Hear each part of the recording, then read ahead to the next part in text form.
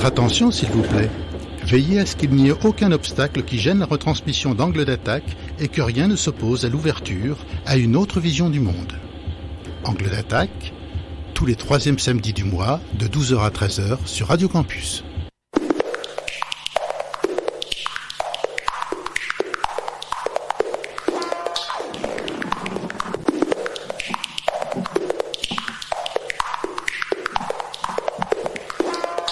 Bonjour. Il est midi sur les 106,6 MHz de Radio Campus ou sur campuslille.fr ou encore sur DAB+. Vous êtes sur le point d'écouter le 2e Angle d'attaque du mois. Angle d'attaque, une émission proposée par les 3 comités locaux de la métropole lilloise. Attaque, A2TAC, Association pour la taxation des transactions financières et pour l'action citoyenne. Avec pour vous servir Stéphane, le pro de la régie, et pour l'interview, Didier le nouvelliste, Ludovic au look gramscien, René la science et Christian au micro. De quoi parlons-nous aujourd'hui ? D'évasion fiscale et des moyens, s'il y en a, d'y remédier. On va s'intéresser à celles et ceux, particuliers entreprises, qui essaient d'échapper au fisc et, disons-le tout de suite, ils y arrivent assez bien. Il y a des exceptions rares. Le baron Sellière semble s'être fait prendre pour maquillage fiscal par le parquet financier, environ 79 millions, pas mal, sur un total de 350. Il y a aussi mais surtout, ce qui nous intéresse surtout, c'est pourquoi arrive-t-il si bien à échapper au fisc et aux lois ? C'est une première série de questions que nous allons poser à notre invité du jour. Et puis, il y aura une seconde série de questions.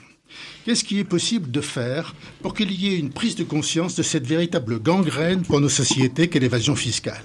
En clair, comment, politiquement, avec quelles règles ou moyens, il est possible d'enrayer la fuite de ces milliards ? La fuite de ces milliards, c'est presque le titre de l'ouvrage qui a servi de guide à l'émission.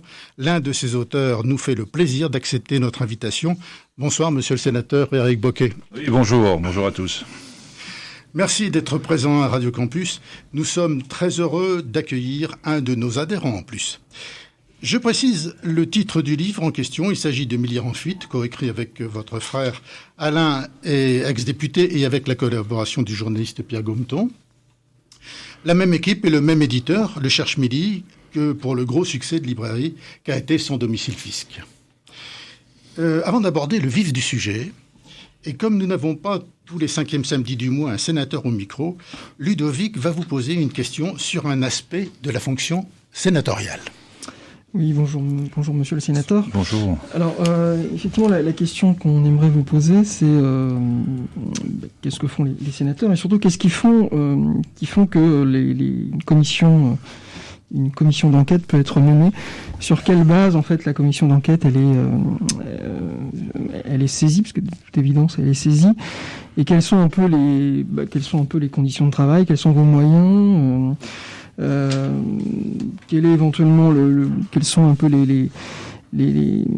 le retentissement que ça a dans l'hémicycle du Sénat. Est-ce que les rapports font l'objet de discussions, d'une présentation officielle, etc. Enfin voilà, on aimerait avoir quelques questions, effectivement, avoir quelques éléments d'information sur les conditions de réalisation de ce rapport et donc de ces commissions d'enquête. Oui, alors c'est une bonne idée de commencer par là, c'est la bonne porte d'entrée, parce que les 2 ouvrages qu'on a publiés, Alain et mon frère, avec Pierre Gometon, donc Sans domicile fisc en 2016, celui-ci, Milliards en fuite, qui est sorti l'an dernier, s'appuie pour l'essentiel sur les travaux des commissions d'enquête parlementaires. Alors qu'est-ce que c'est qu'une commission d'enquête ? C'est valable également à l'Assemblée nationale, mais au Sénat ça marche de cette façon. Chaque année, tous les groupes politiques disposent de ce qu'on appelle un droit de tirage, c'est-à-dire de proposer la création d'une commission d'enquête sur un sujet que nous choisissons. Donc la demande est soumise au bureau du Sénat, à la présidence du Sénat, alors c'est en général accepté. Et voilà, c'est ce qui m'a valu de me retrouver en 2012. Moi j'ai été élu en 2011 au Sénat, ça fait donc 10 ans. Et je me suis retrouvé trois mois plus tard rapporteur d'une commission d'enquête. Je ne savais même pas ce que c'était qu'une commission d'enquête. Mais ce sont des travaux qui ont vraiment transformé ma vision du monde. Je le dis partout, je l'ai vécu comme ça. Avant d'arriver au Sénat, j'avais des convictions, maintenant j'ai des certitudes. Parce que les commissions d'enquête, ça n'est pas n'importe quoi. Alors en ce moment, là, notre groupe vient d'en lancer une sur l'influence grandissante des cabinets privés sur l'action politique. Peut-être avez-vous entendu quelques échos. Il y en a eu pas mal avec le cabinet McKinsey. Enfin voilà, je développe pas, vous êtes au courant. Mais une commission d'enquête, donc c'est une instance qui se réunit pendant 6 mois, qui dispose de moyens spécifiques d'administrateurs du Sénat qui vont travailler sur la commission d'enquête. Donc on est des sénateurs de toutes les sensibilités, on est une vingtaine, et toutes les sensibilités sont représentées. Et ce qui m'a valu de me retrouver rapporteur en 2012 et 2013, parce qu'il y a eu 2 commissions d'enquête successives, c'est qu'à l'époque, le Sénat avait une majorité de gauche. Et donc voilà, ça a facilité les choses. Donc 6 mois de travail, des dizaines d'heures d'audition, quelques déplacements à l'étranger. Alors rassurez-vous, soucieux des deniers publics, que nous ne sommes pas allés aux Bahamas, aux Bermudes et aux îles Vierges britanniques. On est allé en Belgique, on est allé en Suisse, on est allé à Jersey quand même, et à Londres, bien sûr, voilà, des rouages essentiels du système. Voilà, donc des dizaines de personnes auditionnées, des dizaines d'heures d'audition, des déplacements, voilà. Donc tout ça, on a une masse considérable d'informations. Et l'intérêt d'une commission d'enquête, il y a quand même 2 éléments essentiels. C'est que vous pouvez auditionner tout le monde. Les personnes ne sont pas invitées, elles sont convoquées et doivent se présenter devant la commission d'enquête. C'est ainsi qu'on a reçu le PDG de la BNP Paribas à l'époque, Bauduin Pro, et Frédéric Oudéa, Société Générale. Voilà quelques exemples des rouages des personnes qu'on a pu entendre. Et les personnes témoignent sous serment. Elles prêtent serment, elles sont accueillies par le président, etc., de manière un peu protocolaire, mais c'est l'usage. Et ensuite, on prête serment de dire la vérité devant la commission d'enquête. C'est-à-dire que tous les propos tenus devant la commission d'enquête sont opposables en droit, s'il s'avère plus tard que il y a eu parjure. Voilà. Donc c'est un outil de travail absolument formidable. C'est le travail que je préfère au Sénat, sincèrement, parce que ça vous donne accès à beaucoup, beaucoup de choses. Et dernier élément, on ne peut pas opposer au rapporteur d'une commission d'enquête le secret fiscal, par exemple. C'est-à-dire que moi, simple parlementaire, aujourd'hui, je n'ai pas le droit d'aller à Bercy demander des comptes. Ça, c'est le privilège du président de la commission des finances et du rapporteur général. Mais quand on est rapporteur d'une commission d'enquête, pendant 6 mois, on a ces pouvoirs-là. Donc franchement, c'est pas inintéressant. Ça donne accès à des informations utiles. Et alors après, voilà, vous rendez un rapport qui est soumis à l'approbation de tous les sénateurs, de tous les membres de la commission. Si le rapport n'était pas adopté, ce qui est déjà arrivé, interdiction de le publier, interdiction de communiquer, et le rapport passe au pilon. Il y a un exemplaire dont les sénateurs prennent connaissance en prenant rendez-vous dans une salle, interdiction de prendre des photos, enfin c'est très cadré tout ça. Et donc là, nos rapports ont été adoptés à l'unanimité. Alors on peut dire, il y a de l'hypocrisie chez certains, mais le sujet est devenu tellement insupportable, et les années qu'on est en train de vivre confirment l'idée que, en gros, on nous dit qu'il n'y a plus d'argent pour les services publics, pour la santé et l'éducation. Et de l'autre côté, il y a des milliards qui se barrent, j'emploie l'expression, et qui échappent à l'impôt, et qui échappent à la société, à la solidarité et à la République, quoi. Voilà. Donc ça, personne ne peut assumer ça. On a auditionné des gens, on a rencontré des gens très divers. Michel Barnier, à l'époque, il était commissaire. On l'a rencontré à Bruxelles. Il a accepté de nous rencontrer. Alain Lamassoure, je ne sais pas si vous vous souvenez de lui, l'ancien ministre de Chirac. À la fin, on a parlé pendant 1h30. À la fin de l'entretien, je termine là-dessus. Et je lui ai dit, mais pourquoi, monsieur, vous tenez ces propos? Parce qu'il parlait comme nous. Mais il dit, je suis comme vous. Moi, je défends l'intérêt général. Et donc, on a eu un vote unanime, ce qui n'est pas rien. C'est pas de la gloriole, mais ça donne du poids à ce rapport. Alors après, le rapport, il reste sur une étagère, si vous voulez. Vous le rangez, on n'en parle plus. Après, ça devient un outil politique. C'est ce qu'on a voulu en faire. On a fait des débats dans toute la France, on a écrit des bouquins, et ça continue dans ce sens-là. Voilà, schématiquement résumé, l'intérêt véritable d'une commission d'enquête au Sénat. On note que vous avez vu votre transformation de votre vision du monde. Absolument, absolument. Oui, non, mais je le dis et je le pense sincèrement. L'évasion fiscale, bon, on avait tous en tête un peu l'image d'Épinal, les cocotiers, les palmiers dans les océans, les lagons bleus, etc. Oui, il y a ça. Mais non, c'est beaucoup plus sophistiqué que ça. C'est un système mondialisé. Vous allez à Néchin en Belgique, voilà, ça se passe là. Vous allez à Luxembourg, à 200 km d'ici. Il y a eu les révélations Opel Lux, vous vous souvenez l'an dernier, en février. Le Monde a sorti un dossier fabuleux là-dessus. 55 000 sociétés offshore existant au Luxembourg, détenant ensemble 6 500 milliards d'euros au cœur de l'Union européenne. Et on nous dit qu'il n'y a pas d'argent. Voilà. Je prends cet exemple-là. Voilà, donc il y a un travail politique à mener parce que cette révélation OpenLux, il y en a eu des tonnes, des révélations. Je crois que depuis Cahuzac en 2013, on a eu 15 scandales de ce type. Paradise Papers, Panama, etc. Ça fait un peu de mousse, 2, 3, 4 jours. Et puis après, ça retombe. Et après, on revient au business, quoi. Donc c'est un sujet politique majeur. Et si on s'en empare pas, si on traite pas les choses sur le fond, si on déconstruit pas ce système hyper sophistiqué, avec des gens très brillants, une puissance de feu formidable, et des compromissions dans les gouvernements, dans les États, de l'hypocrisie, on n'avancera pas, quoi. C'est un sujet citoyen au sens profond du terme. Entendu. Une question de Didier. Oui, non, mais juste, de Lamassoure, on retiendra surtout le fameux amendement. Oui. Mais ce que je voulais dire, c'est bon, il y a une récente commission d'enquête qui s'intéressait à l'indépendance des médias, où ont été auditionnés notamment Arnaud et Bolloré. Et bon, on a quand même l'impression que la commission s'est faite un peu balader avec des réponses langue de bois et Est-ce que c'est pas justement un danger par rapport à ces commissions ? C'est un danger. J'ai fait le même constat, effectivement. Les auditions où j'ai suivi ça à la télé, aussi dans le circuit interne du Sénat, Bolloré et Arnaud ont déroulé, quoi. Alors on peut être confronté à ça, faut pas se mentir. Hein. Vous voyez, ces gens-là, chaque parole est pesée. Encore une fois, c'est sous serment et ils savent que ça peut être opposé en justice. Donc faut pas déraper. Si vous n'êtes pas tenace dans les questionnements, si vous ne revenez pas aux questions, effectivement, on vous balade. Voilà, les communicants, vous voyez, la banque BNP Paribas, première banque européenne, qui a un bilan financier qui est supérieur au PIB de la France. Voilà. Qui est-ce qui a le pouvoir ? Le gars, il arrive face à la commission d'enquête, il mesure ses propos, quoi. Et on lui a préparé une fiche, une note, il sort pas de sa feuille, et il lit mot pour mot ce qu'on lui a dit. Donc il faut aller à la charge, effectivement. Il faut poser des questions qui dérangent, des questions précises. Là, sur la commission d'enquête actuellement en cours sur les cabinets privés, notre présidente, Eliane Assassi, est revenue à la charge sur des chiffres précis. On vous a payé 900 000 euros pour faire un rapport sur je ne sais plus quel sujet. Le gars de McKinsey, très embarrassé pour répondre, il n'a convaincu personne. C'est de l'argent public qu'on file à des cabinets privés, et pour un résultat, peanuts. Donc oui, il faut être tenace. Alors, moi, quand je suis arrivé, j'étais tout nouveau, quoi. Si c'était à refaire, je les ferais autrement, les commissions d'enquête. Je serais plus virulent, entre guillemets, tout en étant respectueux. On peut être respectueux et virulent, sur le fond, vous voyez. Mais oui, il y a toujours le danger, parce qu'en face, on a du costaud, quoi. Ils doivent se dire... Et puis, au fond, après coup, je me suis dit... Frédéric Oudéa, je ne sais pas si vous vous souvenez des Panama Papers. Voilà. Il avait dit à la commission d'enquête en 2012 que la Société Générale n'avait plus d'activité au Panama. Patatras, en 2016, les Panama Papers éclatent. Ils viennent contredire les propos de Frédéric Oudéa. Je suis monté au créneau pour dire il a menti devant la commission d'enquête. Il faut demander des comptes à ce monsieur.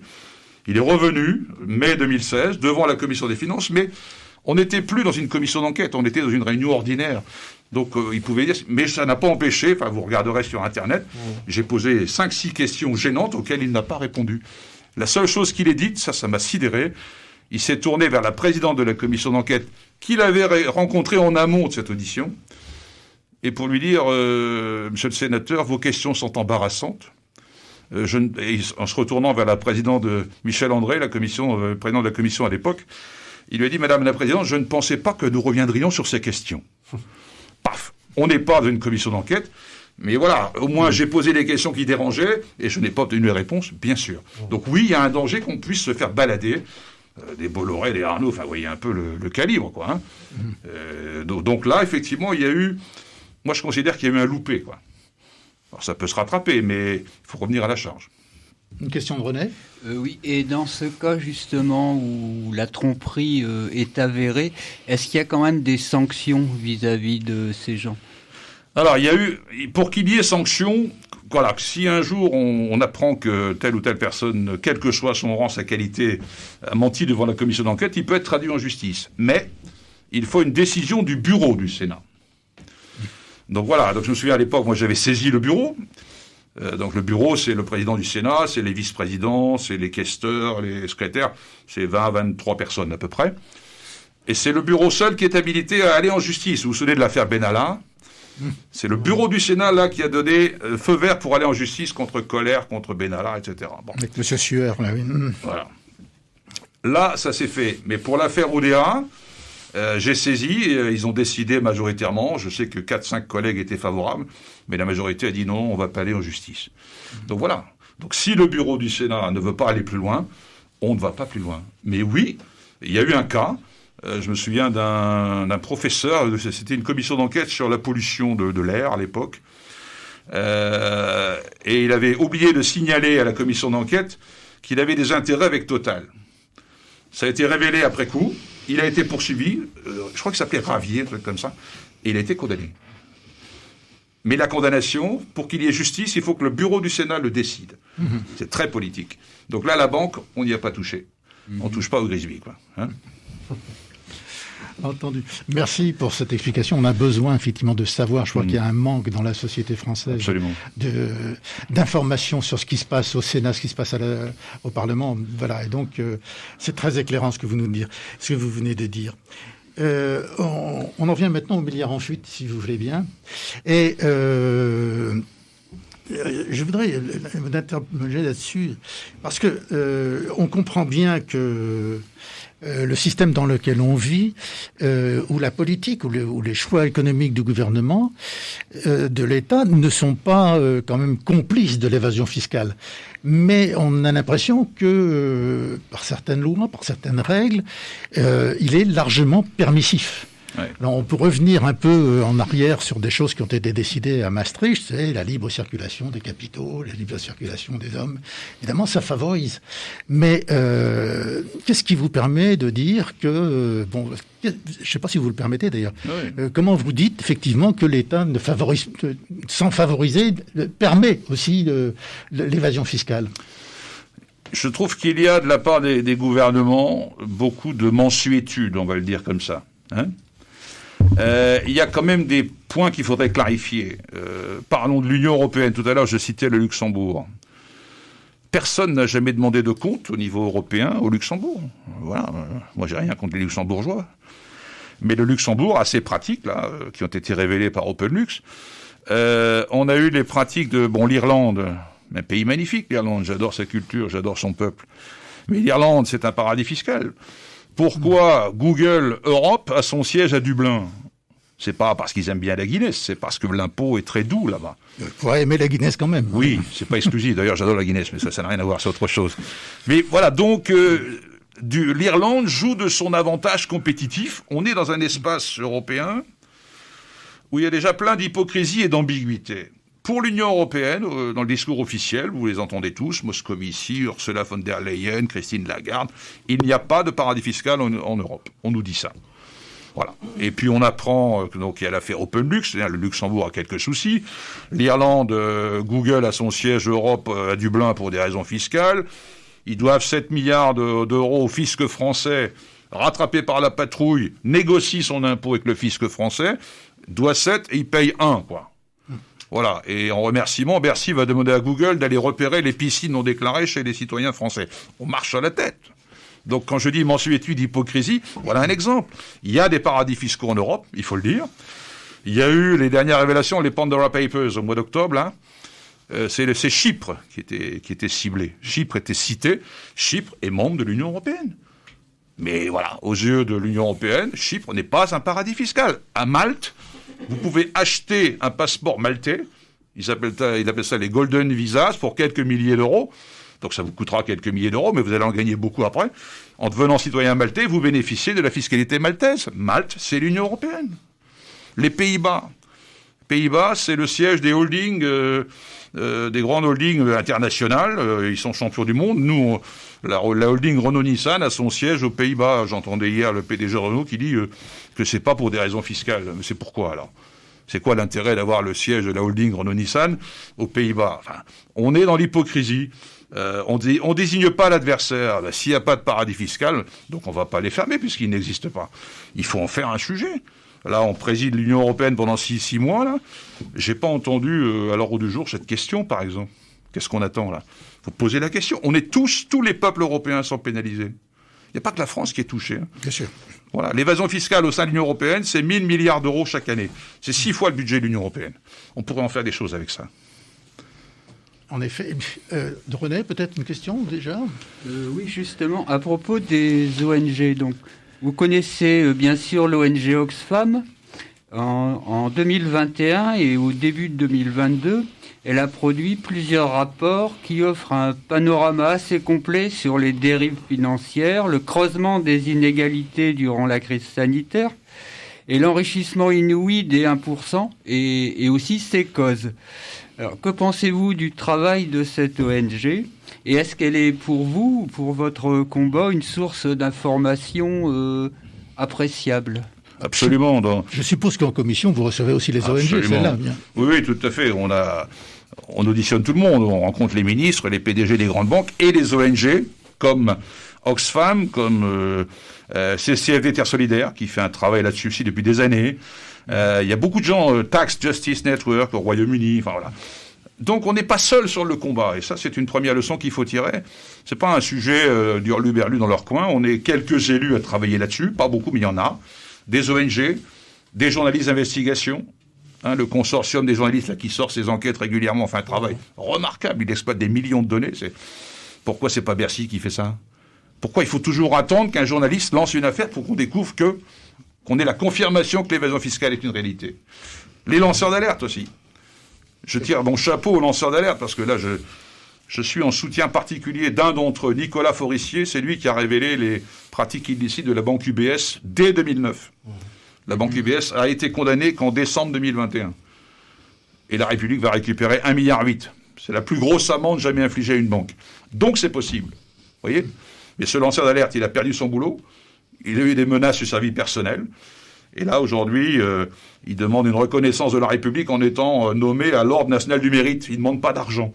Il demande une reconnaissance de la République. Le gars, il ne partage pas mes idées, c'est un libéral, mais il croit à l'intégrité et il n'accepte pas que des grandes banques et des grands groupes pillent l'État, parce que c'est ça le mot. On ferme des hôpitaux et ces gens-là s'engraissent, quoi. C'est inacceptable.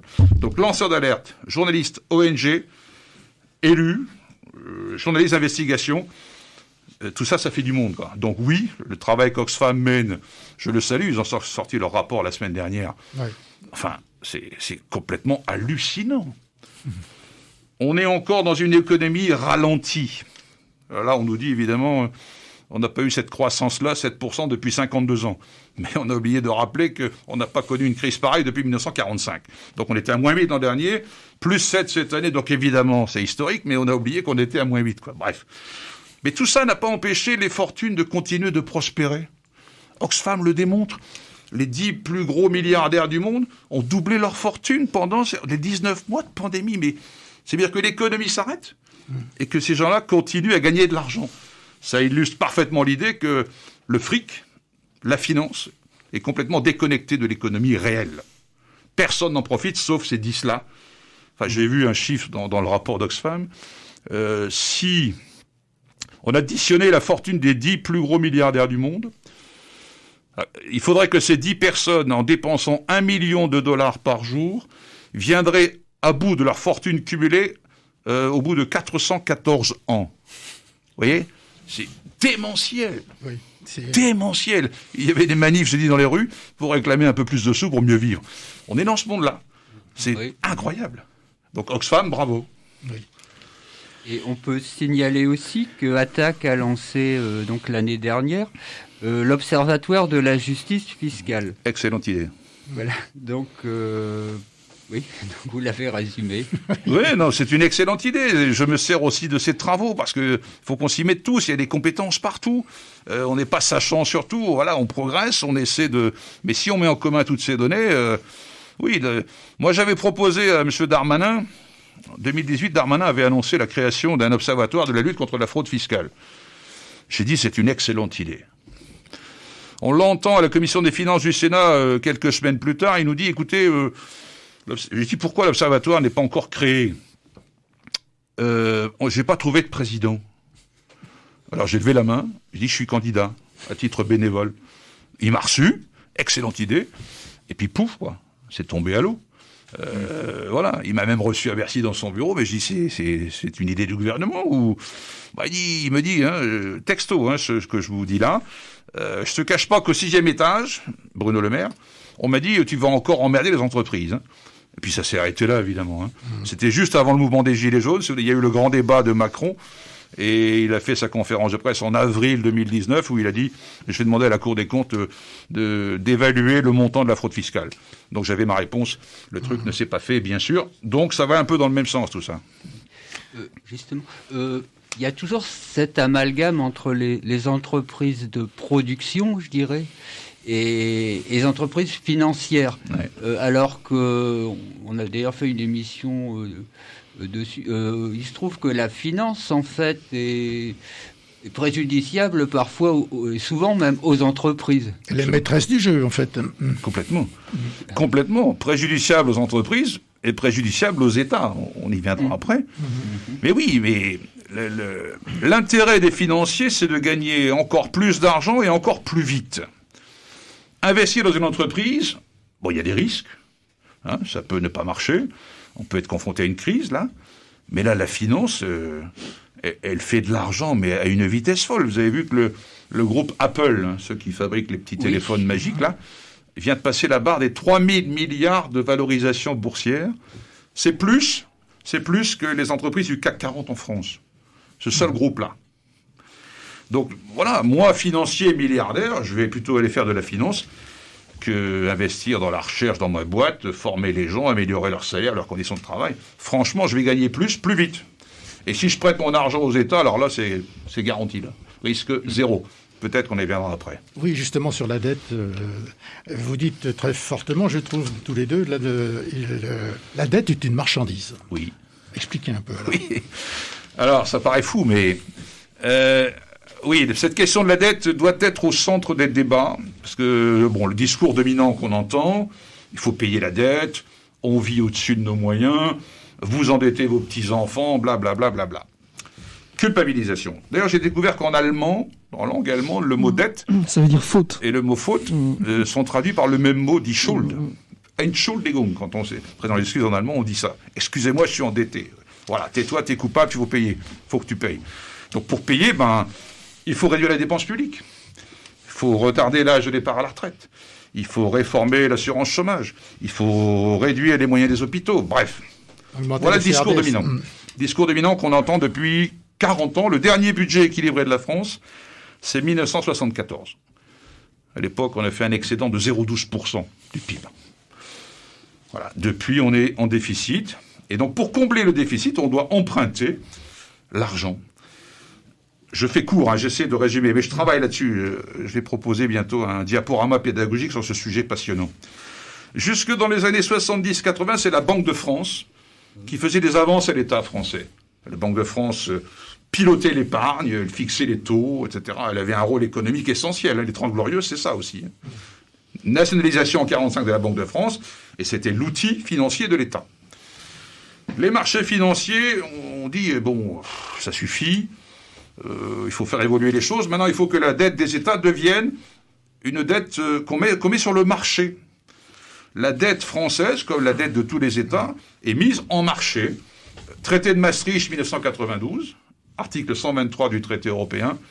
Interdiction est faite à la Banque centrale européenne de financer directement les États. Donc maintenant, vous financez sur les marchés financiers. Alors, les marchés financiers, c'est les grandes banques, c'est les assureurs, c'est les fonds de pension, Et après, on ne sait même plus qui c'est. Je vous dirai pourquoi. J'ai assisté, il y a une agence, l'agence France Trésor a été créée en 2001 à Bercy. C'est elle qui met nos titres de dette sur le marché. Il y a des enchères, des adjudications, ça s'appelle. Voilà. Vous pouvez regarder sur le site d'Agence France Trésor, il doit y avoir une adjudication lundi prochain. On va emprunter 7 milliards. Donc voilà, vous devez donner vos offres sur l'ordinateur, ils sont devant des écrans, là, comme les traders à la bourse. Réponse attendue 14h50. Donc voilà, vous voyez les offres arriver, j'ai assisté à ce truc, toc, toc, toc, toc, toc. 14h50, on arrête, et on fait le point. Et je vous jure que c'est vrai, un pays qu'on dit surendetté au bord de l'apocalypse, qui vit au-dessus de ses moyens, on fait la queue pour nous prêter des sous. On fait la queue. Il nous faut 7 milliards, on nous en propose 3-4 fois plus. Et on propose même des taux négatifs. Mais comment c'est possible, ça ? On propose des taux négatifs parce que un État, il est immortel. Vous voyez, une entreprise, elle peut capoter. Un ménage, il peut se séparer, il peut avoir une perte de revenus, divorce, maladie, etc. Donc le risque, il y a un risque. Avec un État, risque zéro. Risque zéro. L'Angleterre a fini de payer sa dette des guerres napoléoniennes à la fin du 19e siècle. 87 ans plus tard. Donc un État, on peut lui prêter, même si on ne gagne pas beaucoup d'argent, mais on a la sécurité. Vous voyez ? Donc, on vend la dette, comme d'autres vendent des saucisses ou des chaussettes. Oui, la dette est devenue une marchandise, et les créanciers raffolent de cette marchandise. Et voilà. Voilà. Donc voilà pourquoi ce marché de la dette fait partie du libéralisme financier mondial. C'est une nourriture essentielle pour eux. Voilà. Et nous, les citoyens, on dit que cette dette, c'est notre faute et qu'il va falloir la payer. Il y a un hiatus, là. Il doit y avoir quelque chose comme ça, oui. J'y reviendrai plus tard. Oui. On va passer aux propositions pour une finance éthique, si vous voulez. C'est Didier qui amène. Oui, notamment les propositions. Enfin, vous proposez depuis longtemps, vous et votre frère, mais vous n'êtes pas seul. Une COP fiscale à l'image de ce qui se passe pour les COP environnementales. Sachant que les COP environnementales, on en voit quand même les résultats parfois plus que décevants. Donc, selon vous, comment ça pourrait se faire, sous l'égide de l'ONU, j'imagine, et de quelle façon on pourrait essayer d'avoir des choses un peu plus coercitives, un peu plus, disons, qui soient un peu plus efficaces. Absolument. Oui, l'idée de la COP fiscale, on l'avait lancée dans le premier bouquin. Alors, c'est une idée qui a prospéré un peu. Elle a été reprise à l'Assemblée nationale sous forme d'une résolution en février 2017, là, juste à la fin du mandat. Elle a été reprise également par le Conseil économique, social, environnemental. Certaines ONG l'ont reprise. Voilà. Mais malheureusement, ça s'est arrêté au Sénat parce que si le Sénat l'avait aussi adopté, ce à quoi on a travaillé, ça devenait la résolution de la France, quoi. Et donc, ça a un autre poids politique et il faut assumer. Et il y en a qui ne voulaient pas assumer ça. Bon, ça s'est arrêté là, de point de vue juridique. Mais l'idée est toujours là. L'idée, c'est de ne plus laisser la gestion de la finance aux seuls financiers. Aujourd'hui, la finance, l'impôt multinational, on en parle au G7, au G20, l'OCDE, 38 États du monde, les plus riches. Le monde, c'est 200 États. Vous voyez, on dit laisser faire les experts, laisser faire les sachants, c'est un sujet compliqué, on s'en occupe, pas d'inquiétude. Non. C'est un sujet citoyen. Donc c'est ça l'idée de la COP. Alors oui, c'est pas la certitude d'une réussite, je suis d'accord. Les COP climatiques, c'est pareil. Elles sont aussi confrontées à des enjeux, des intérêts. Vous n'allez pas nous faire suer que ça, quoi. Bon. Oui, il faut qu'on s'en mêle tous. C'est pas qu'une affaire de spécialistes, ça nous concerne tous, on le voit bien, parce que les conséquences de ces crises financières, de cette domination de la finance, c'est nous tous qui la supportons. Même si c'est insupportable. Les gens veulent vivre mieux, mais on est complètement vampirisé par cette finance complètement débridée, sans règles, mondialisée, sans frontières, sans intérêt, une cupidité sans nom, je suis désolé, c'est comme ça. Donc voilà, il faut en faire un sujet citoyen, qu'on partage tous, les ONG, les lanceurs d'alerte, les journalistes, voilà, et qu'on s'en empare et qu'on laisse pas ça aux mains des financiers qui vont toujours gérer les intérêts des financiers. Voilà. Des appuis à l'étranger de cette COP, cette idée de COP ? À l'heure d'aujourd'hui, à ma connaissance, non, ça n'a pas été repris. Alors là aussi, ça nécessiterait un travail international. Alors on a rencontré même en Suisse, j'ai rencontré un gars comme Jean de Sigler, vous connaissez sans doute, un homme remarquable. Quelques militants à Londres également, Tax Justice Network, sur Jersey notamment. Donc oui, il y a des choses qui se disent un peu partout, mais il faudrait fédérer toutes ces forces, effectivement. Donc, si un État s'emparait de ce sujet, ça aurait une autre allure, quoi. Vous voyez, on peut tous faire des choses, les uns les autres, mais si un État inscrit ça à l'ordre du jour, voilà, moi je porte ça. Si Macron porte ça à l'Union européenne, là, allez, on y va, les gars. Il ne le fera pas s'il n'y a pas une poussée démocratique pour l'exiger, quoi. Et sinon, vous y avez en partie répondu, mais comment mettre en place un système fiscal juste et pour quelle priorité Là, on a des défis devant nous. Là, on a des défis, la transition énergétique, le défi climatique. qui ne doit rien à la fatalité. Hein. Alors oui, ça va coûter cher. Hein. Les passoires énergétiques en France, les centaines de milliers de logements inadaptés qui coûtent la peau des fesses aux locataires d'abord. Il faut mettre le paquet. Ça nécessitera beaucoup de moyens, beaucoup de volonté. Mais l'enjeu, il est là, quoi. Il y a la transition climatique qui est même plus une option, on l'a. Et puis des inégalités qui explosent, là. Même des organismes qui ne sont pas des officines crypto-communistes, hein, le FMI, la Banque mondiale, l'ONU, même la Banque centrale européenne qui dit, attendez, les inégalités, ça devient dangereux, là. Hein. Ils veulent pas changer le système, ils veulent que le système perdure. Mais si ça va trop loin, ça va finir par péter. Ils disent ça, les gars. Ils ont peur. Ils voient que c'est intenable. Donc, la transition climatique, les inégalités qui ont explosé, on en parlait tout à l'heure, alors que l'économie du monde a été arrêtée et ralentie, ça devient insupportable et nul ne sait où ça peut mener, quoi. Donc voilà, il y a de l'argent dans le monde, oui. Le PIB du monde, c'est 80 000 milliards de dollars. Alors évidemment, ces chiffres-là, par rapport à une vie humaine, ça ne nous parle pas. Nous, quand on a payé la baraque, la bagnole, c'est bon, quoi. Mais il y a des gens... l'unité de compte, c'est le téramilliard pour certains. Voilà, c'est une autre planète. Mais c'est 0,1% du monde, quoi. Donc oui, l'impôt, des États qui ne se laissent plus embarquer là-dedans, des États souverains, qu'on sorte des griffes des marchés financiers. Notre dette, on peut la financer nous-mêmes, hein. Les Japonais, ils sont à 240% d'endettement. 2 fois le nôtre. Mais seulement les Japonais, ils détiennent leur dette à 95%. Institution japonaise et les citoyens. Un citoyen français ne peut pas acheter de titre de dette française. Ou via les assurances vie, vous voyez. Mais avant, on achetait les bons du Trésor. Il y a 5 500 milliards d'épargne en France. Pourquoi on ne pourrait pas, nous, aider l'État à se financer ? Moi, ça ne me gêne pas s'il faut financer de l'hôpital, de l'éducation, des collectivités, une société sympathique, ça ne me gêne pas. Vous voyez ? Pourquoi on ne ferait pas ça ? Pourquoi on ne sortirait pas des griffes des marchés financiers qui nous tiennent, là ? Si tu augmentes le SMIC, moi j'augmente les taux, attention, ça va te coûter 15 milliards. Hein. Mais justement, l'une des questions essentielles, c'est quand même de comment on peut, sans imaginer un changement de pouvoir politique qui nous serait favorable, enfin ça c'est une autre hypothèse, mais comment récupérer cet argent ? Est-ce qu'on se donne des moyens coercitifs ? Est-ce qu'on... Oui. Déjà, il faudrait considérer que l'évasion fiscale est un délit. Aujourd'hui, l'évasion fiscale, dans le droit français, n'est pas considérée comme un délit.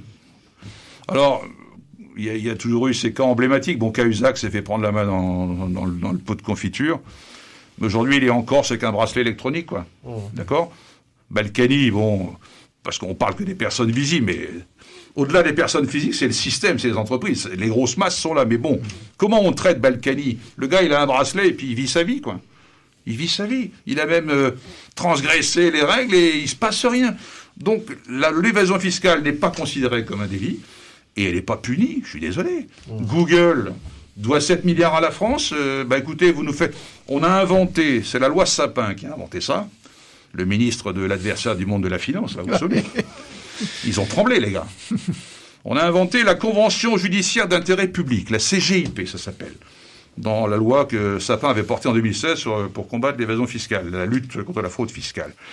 Et la Convention judiciaire d'intérêt public, c'est un truc à l'américaine, c'est le plaider coupable. Ah oui. Vous voyez, Google dit « Ok, je reconnais, j'ai triché, j'ai menti, nanana. Mais je vous fais un petit chèque et vous ne me mettez pas en justice. » On n'en parle plus. D'accord ? C'est la République française qui fait ça. Il faut supprimer ce truc. Monsieur, vous avez triché, vous avez gagné autant, ici le taux d'imposition c'est ça, vous payez ça, point. Alors évidemment, ils ont des armées d'avocats, ils sont blindés, les gars. Mais c'est un combat politique, hein. Il faut que l'État se fasse respecter comme souverain. Vous voyez ? Donc, voilà, oui, il faut des mesures coercitives, renforcer les moyens du contrôle. Enfin, on va demander à Google d'aller contrôler si le mec a déclaré sa piscine. Non, mais on est où, là ?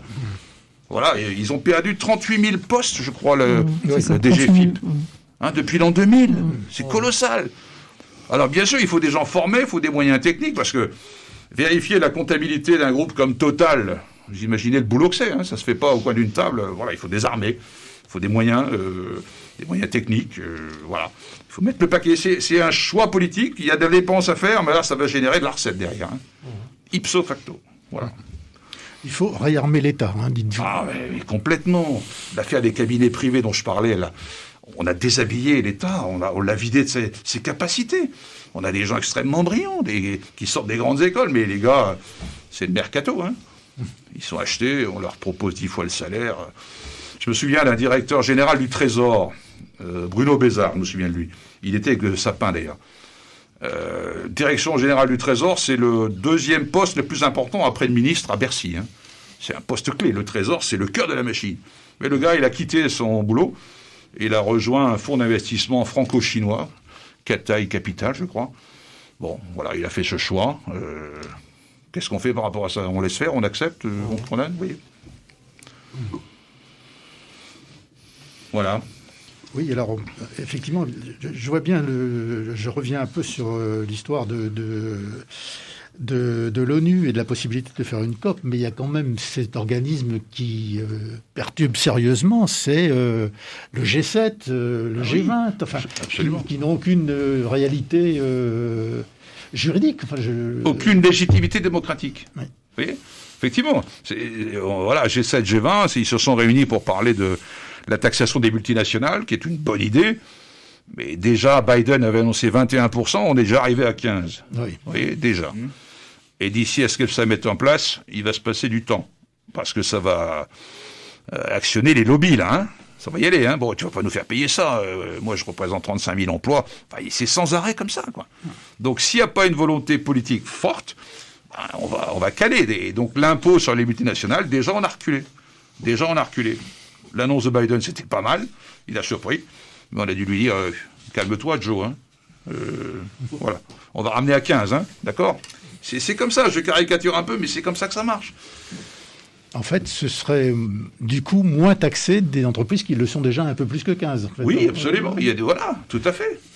Il y en a qui vont gagner, il y a certains États où l'impôt société est supérieur à ça. Enfin, oui, donc, oui, ils vont gagner. Et on a déjà extrait, je termine là-dessus, on a extrait les industries extractives et les activités financières. D'accord? Oui. Vous aurez une dérogation. Voilà. Et même, je crois que le taux d'imposition à 15% n'est même plus considéré comme plancher. Non. Carrément, en fait, ce sera une imposition. Enfin, ce sera même encore plus avantageux qu'avant pour bon nombre de multinationales. Absolument. Je parlais tout à l'heure du groupe Apple, bon, qui a eu aussi quelques démêlés que la commission de Bruxelles, c'est la commissaire danoise, la Margrethe Vestager, a dit il y a quelques années, Apple, vous devez 13 milliards d'euros à l'Irlande. Mm-hmm. Alors, 13 milliards d'euros pour l'Irlande, c'est un quart de leur budget. Hein. L'Irlande, 4 millions d'habitants. Bon. Ils ont contesté en justice, ils ont gagné. Auprès de la Cour de justice de l'Europe. Là. Voilà, ils ont contesté avec des arguments juridiques, d'établissement stable. Enfin, voilà, la richesse n'est pas produite dans ce pays, elle est produite là. Enfin, tous des montages très judicieux. Et en fait, on s'est rendu compte que le taux effectif d'imposition d'Apple, parce qu'en Irlande, c'est 12,5% l'impôt société. Leur taux effectif Apple, c'est 0,005%. Vous voyez? Donc voilà, c'est les grands groupes qui font la pluie et le beau temps. C'est eux qui décident de payer tel impôt et dans tel endroit. Alors évidemment, l'impôt a été créé à l'époque où l'industrie a été à tel endroit, on ne délocalisait pas. Mais aujourd'hui, Apple, Google, Netflix, Amazon, c'est mondial. Amazon en 2020, 44 milliards de chiffre d'affaires, 0 € d'impôt. Ils sont implantés au Luxembourg. Magique. Donc c'est vraiment pour les États, alors pas les États pour l'État, mais l'État garant de l'égalité républicaine, quoi. C'est un vrai danger. Une question de Didier. Ouais, juste une question un peu académique. Moi, je vous ai vu souvent en débat public organisé par Attac, et c'est une question qui revient assez souvent. Qu'est-ce qu'on fait qu'est-ce qu'on pourrait faire donner des exemples simplement des 80 milliards, justement, qu'on récupérerait, quoi. Ah ben, c'est très simple. On va terminer là-dessus, d'ailleurs. Ben voilà. On a un déficit annuel. Là, je ne parle pas du déficit causé par la pandémie, parce qu'il est exceptionnel. On est à 150 milliards. Mais avant la pandémie, le déficit était de l'ordre de 75-80 milliards par an. Bon. Voilà. On estime que le coût de l'évasion fiscale chaque année pour la France est de cet ordre-là. 80. Il y en a même qui vont jusqu'à 100 milliards, les militants syndicaux du Sud, Finance. Allez, on va dire 80 milliards, c'est un chiffre qui m'arrange bien. Il y a 800 000 naissances par an en France, à peu près. Si vous divisez 80 milliards par 800 000, c'est-à-dire que chaque bébé qui naît, là, au lieu qu'on nous dise qu'il a 41 000 euros de dette, il a 100 000 euros de crédit au titre de l'évasion fiscale. Vous faites la différence, eh ben, le bébé, il a 59 000 euros de crédit pour financer sa crèche, ses couches et son éducation. Si on disait ça tous les soirs à la télé, les gens diraient, ben oui. Alors je dis pas que ça va se régler comme ça, les 80 milliards. C'est pour ça que j'avais demandé qu'on fasse un observatoire pour aller taper dans le truc, là. Mais ça permettrait ça. Parce que là, ça fait 47 ans qu'on nous dit déficit, il n'y a plus de sous. Si. Ben, on renverse le logiciel. On dit, s'il y a des sous, il faut s'en saisir avec l'impôt, progressif, juste, équitable, et que personne n'y échappe. Et on construit un modèle de société pour satisfaire tout le monde. Voilà ce que j'ai envie de dire. Au lieu de ça, on parle de la prime Zemmour pour les bébés nés à la campagne. On croit toujours être arrivé au fond, mais après le fond, il y a encore un fond. Ouais. C'est affligeant. Atteint le fond, mais creuse encore. Exactement. Merci Éric Boquet de votre intervention, de tout ce que vous dites et de tout ce que vous nous dites et de votre conviction en plus. Nous sommes sur Radio Campus, il est 12h45, voilà, et on va passer 46 même, et on va passer une chanson, une goguette. Une goguette, vous savez ce que c'est? Une goguette, c'est une chanson malveillante avec les paroles d'une autre, avec la musique d'une autre chanson. Je connaissais pas. Là, je crois que vous allez connaître la musique en question. Ok.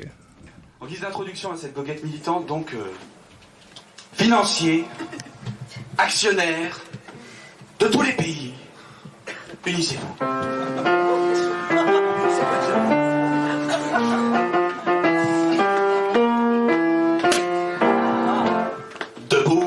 Les nantis de la terre, debout ceux qui n'ont jamais faim.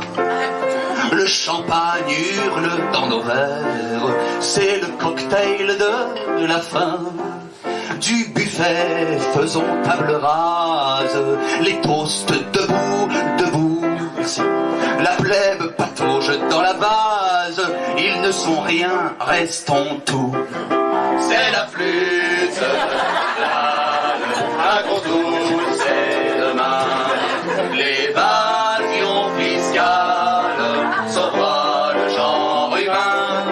C'est la flûte finale, racontons c'est demain, l'évasion fiscale sauvera le genre humain. C'est moche, les gens en bleu de travail. C'est vrai ça. Franchement, les pauvres n'ont aucun goût. Surtout les syndiqués Sudrail, qui en plus ont des poils partout. Préférons la beauté naturelle des dirigeants du CAC 40, qui eux ne sentent pas des aisselles et qu'ont pas les mains dégoûtantes. C'est la flûte finale, racontons c'est demain, l'évasion fiscale sauvera le genre humain. C'est la flûte finale, racontons c'est demain, l'évasion fiscale sauvera le genre humain. Financiers, actionnaires, nous sommes le parti des vrais travailleurs. La terre n'est pas pour les sous-hommes, pas de place pour les brailleurs. Restez bien cachés dans nos usines, à mériter ce qu'on vous paye, ou pour remplir nos verres de gin, et touchez pas à nos bouteilles. C'est la flûte finale, traquons tous c'est demain, l'évasion fiscale sera le genre humain. Et tous ensemble, c'est la flûte finale, traquons tous c'est demain, l'évasion fiscale sera le genre humain. C'était les Goguettes en trio mais à 4 en concert. Là, c'est pas les applaudissements du studio aussi, hein, mais ils le méritent bien. Eh bien, on va passer aux actualités d'attaque et c'est évidemment René qui s'y colle. À toi, René. Oui, alors au plan national déjà, Au Bourget, Alternativa, Attaque et Extinction Rebellion dénoncent la responsabilité des plus riches dans la crise climatique. Le vendredi 21 janvier, des activistes ont investi le tarmac de l'aéroport d'affaires du Bourget pour dénoncer la responsabilité des plus riches dans la crise climatique. Les jets privés, possédés en moyenne par des fortunes de 1,3 milliard d'euros, sont 10 fois plus polluants que les avions de ligne et vivent actuellement un âge d'or et ont vu leur usage augmenter de 20% en un an. Pour Julien Rivoire d'Attaque France, porte-parole d'Attaque France tout récent, les ultra-riches sont des ultra-pollueurs. Les jets privés, symbole de leur sécession, sont une aberration climatique. L'égoïsme de cette minorité n'a pas une fatalité. Les pouvoirs publics peuvent agir. Il faut interdire ces vols inutiles et s'assurer que les ultra-riches payent leur juste part d'impôts pour assurer le financement de la transition écologique. J'aime bien ce terme très très fort qu'on voit de plus en plus souvent, c'est la sécession des riches. Extinction Rebellion, France, Attaque France et Alternativa Paris dénoncent l'hypocrisie du gouvernement et exigent des mesures ambitieuses pour que les profiteurs de la crise, premiers responsables du dérèglement climatique, mais grands gagnants du quinquennat, payent la facture de la crise climatique et sanitaire.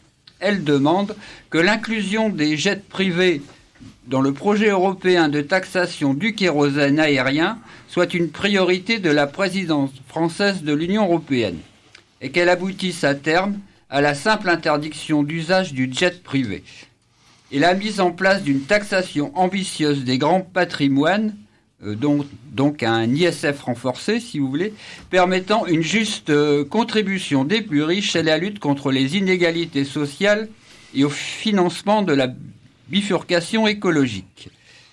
Alors, une nouvelle parution, vous savez qu'Attaque publie beaucoup, et notamment aux éditions Les Liens qui libèrent, pour la modique somme de 10 €. Donc c'est Macron, on fait le bilan. En 2017, la France s'est retrouvée avec un président tout neuf qui se voulait moderne et ouvert. Un quinquennat plus tard, la politique de ce jeune chef d'État s'est révélée n'être que le recyclage des vieilles recettes néolibérales, baisse des impôts, destruction des services publics, aide massive aux entreprises. Quant au progressisme affiché, il a été emporté par un flot de mesures liberticides, de décisions verticales et de gages donnés à la droite xénophobe. Sans oublier les petites phrases sur les Gaulois réfractaires, les Amish, les feignants, les gens qui ne sont rien, bref, tous ceux qui n'ont pas le bon goût d'être des premiers de cordée. À l'approche des présidentielles, Attaque tire le bilan d'un quinquennat calamiteux. Éducation, droits sociaux, santé, liberté publique, droits des femmes, culture, fiscalité, environnement, immigration. En 23 chapitres, l'association pose une analyse sérieuse et accablante sur les choix d'Emmanuel Macron. Vous pouvez commander ce livre sur le site d'Attaque. Et nous, d'ailleurs, nous allons faire une émission sur le bouquin, donc le 19 février, ici. Ce sera entre nous, les copains, on est bien d'accord là-dessus. Oh, oui. Et je crois qu'on va essayer de faire que ce bouquin soit quelque chose de très utile pour la campagne électorale. Il est important d'intervenir dans la campagne électorale quand même. Oui. René. Note du 6 janvier 2022. Macron, dépôt de bilan fiscal. Réalisé par l'Observatoire de la justice fiscale et venant en complément de l'ouvrage Macron, on fait le bilan, mais plus focalisé sur les mesures fiscales prises depuis l'accession au pouvoir d'Emmanuel Macron, la présente note détaille les mesures de ces 5 dernières années et revient sur l'approche idéologique qui a guidé ces mesures et sur le bilan de celles-ci, sans omettre d'évoquer la question centrale de la dette publique. Elle est téléchargeable sur le site d'Attaque France. Donc une initiative au plan local sur un débat formation sur la fiscalité organisé par les 3 attaques de la métropole. Donc c'est programmé par les 3 comités. Donc cet événement se déroulera le samedi 5 février, donc samedi prochain à partir de 14h au Polder à LM. En lien avec l'Observatoire de la justice fiscale et l'ouvrage d'Attaque Impôts, idées fausses et vraies injustices, il offrira une analyse plus détaillée des différentes questions liées à la fiscalité. Donc avec pour intervenant, il y aura Vincent Drezé, évidemment, économiste fiscaliste, ancien secrétaire général de Solidaire Finances Publiques, et membre d'Attaque, et c'est lui aussi qui pilote l'Observatoire des inégalités, enfin l'Observatoire de la justice fiscale. Donc l'événement est ouvert à toutes, avec une demande d'inscription au préalable, la jauge étant limitée à environ 35 personnes. Alors Vincent Drezet, on l'a reçu ici en novembre, et effectivement, je crois que ce qu'il a dit avec beaucoup de pédagogie, on a été invité à dire, on pourrait peut-être en faire plus, quoi. Et donc, on ne fait pas suffisamment de formation interne localement à Attac. Ça existe avec nos CNCL, nos conférences nationales des comités locaux, mais il nous manque quand même quelque chose de l'ordre de la formation, tout simplement, à l'interne. Et donc, du coup, on invite les autres Attaques du département de Valenciennes et de Dunkerque, quand c'est possible. Donc, j'ajoute juste, c'est un peu en 3 parties. Donc, il y aura une première partie sur les questions de la dette publique, dette privée, dette des entreprises. Il y aura aussi la justice fiscale, l'évasion fiscale, on en parlera aussi. Il y aura donc différents sujets qui seront développés par Vincent Drezet. Ensuite, il y aura une petite partie buffet, disons un goûter, et ensuite ça sera les questions-réponses des personnes qui seront présentes, avec aussi une possibilité de joindre la réunion en visio. En effet. René, continue. Alors, les autres actions prévues par les organisations dans lesquelles nous sommes impliqués, déjà il y a l'association France-Palestine Solidarité, qui organise une manifestation, le titre c'est BNP Paribas, cesser de financer les crimes d'Israël.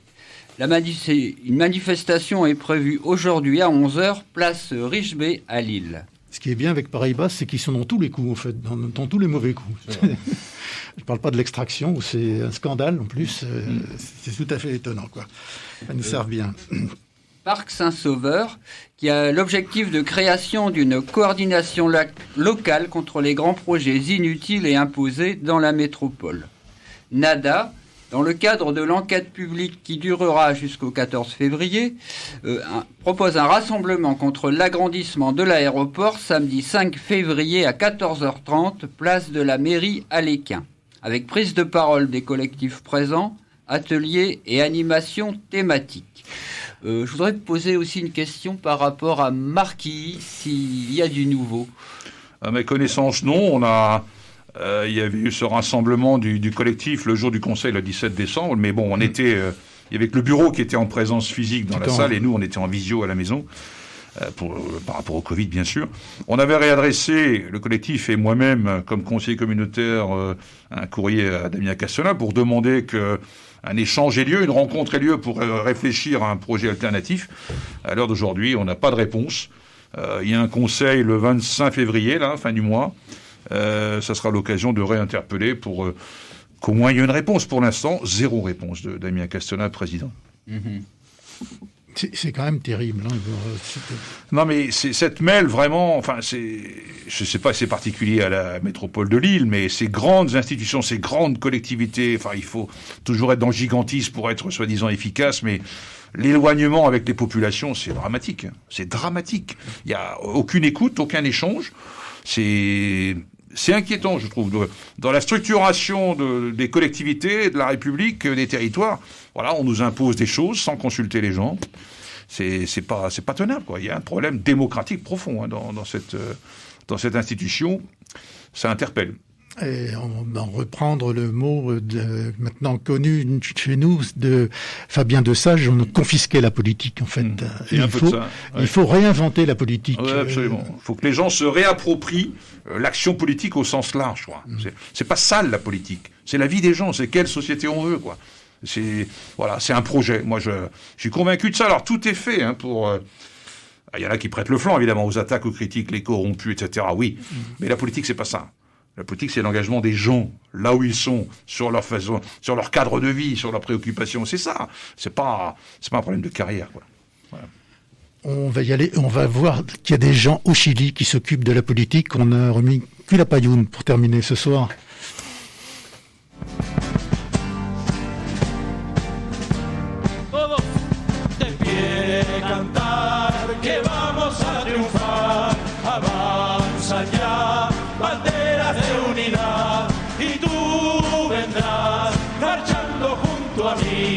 Y así verás tu canto y tu bandera florecer, la luz de un rojo amanecer anuncia ya la vida que vendrá. De pie luchar, el pueblo va a será mejor. Bien, bonsoir et bon week-end. Bon week-end à tous et prenez soin de vous et à la prochaine émission, donc le 19 février.